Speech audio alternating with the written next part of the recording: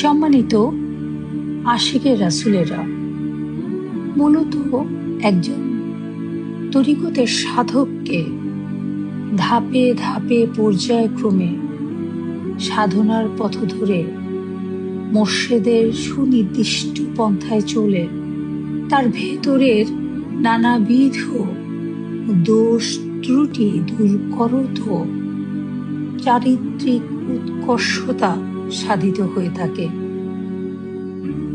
তো আমি আপনাদেরকে পর্যায়ক্রমে বিভিন্ন বিষয় নিয়ে আলোচনা করব, শেখাবো, যাতে আপনারা কিছু বিষয়ে সতর্ক থেকে আত্মশুদ্ধির মাধ্যমে তরিকতের সাধনায় মঞ্জিলে মকসুদে পৌঁছাতে পারেন।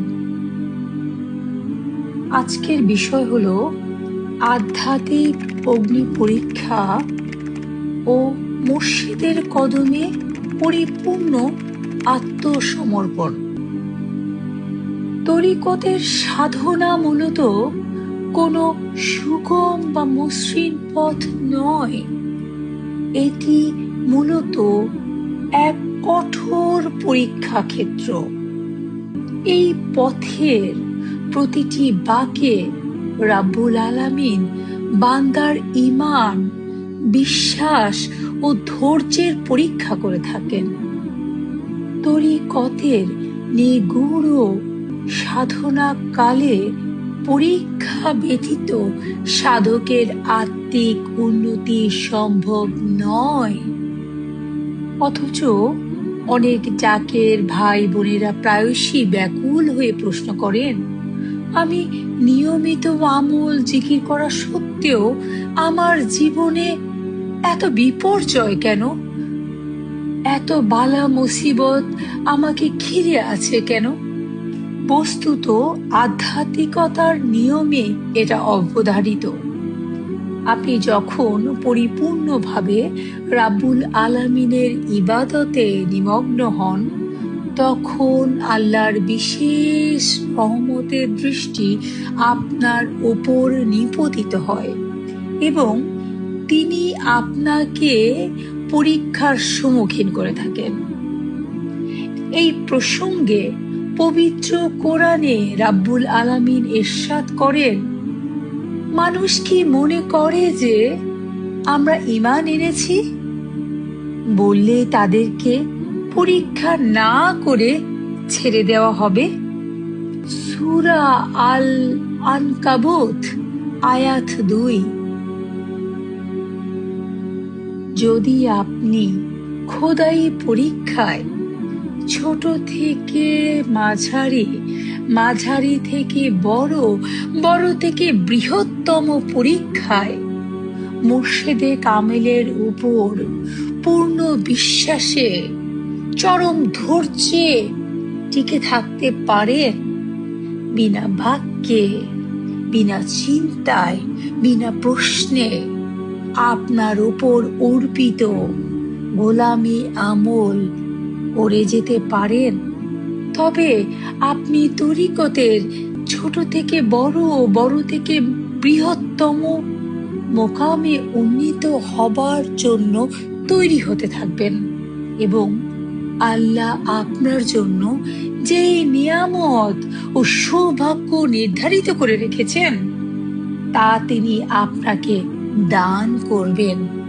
মনে রাখবেন, সেই দান পাবার পূর্বেই আপনাকে বারংবার ওই বিষয়ে যোগ্য ব্যক্তি কিনা তা পরীক্ষা করে নির্বাচন করা হবে।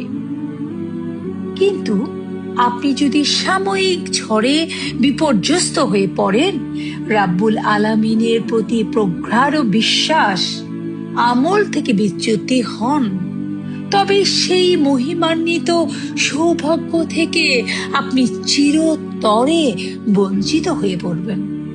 মনে রাখবেন, সাধনার পথে আপনার আমল, আপনার গোলামির গভীরতা যত বেশি থাকবে, আপনার স্যাক্রিফাইস যত বেশি থাকবে, আপনি যত বেশি আত্ম উৎসর্গকারী হবেন, তত বেশি পরীক্ষার পরিধিও বিস্তৃত থেকে সুকঠিন হতে থাকবে।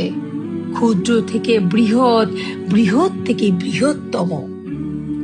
সেই চরম মুহূর্তে যদি কেউ ধৈর্য হারিয়ে পড়েন, প্রলোভনে পড়ে যান, ক্ষুব্ধ হয়ে যান, কিংবা জাগতিক মোহ মায়ায় চোরাবালিতে আরামে ভোগ বিলাসে লোভে পড়ে সাময়িক স্বস্তির কথা চিন্তা করে পিছপা হয়ে পড়েন, মনে খটকা যদি লাগে, আমলে যদি ত্রুটি করেন, আশেপাশের বিভিন্ন নফসের ষড়রিপুর দ্বারা প্রভাবিত মানুষগুলোর দ্বারা আপনি যদি প্রভাবিত হয়ে পড়েন, করোনা ভাইরাসের মতন আপনার ইমানেও তখন ভাইরাস ধরবে।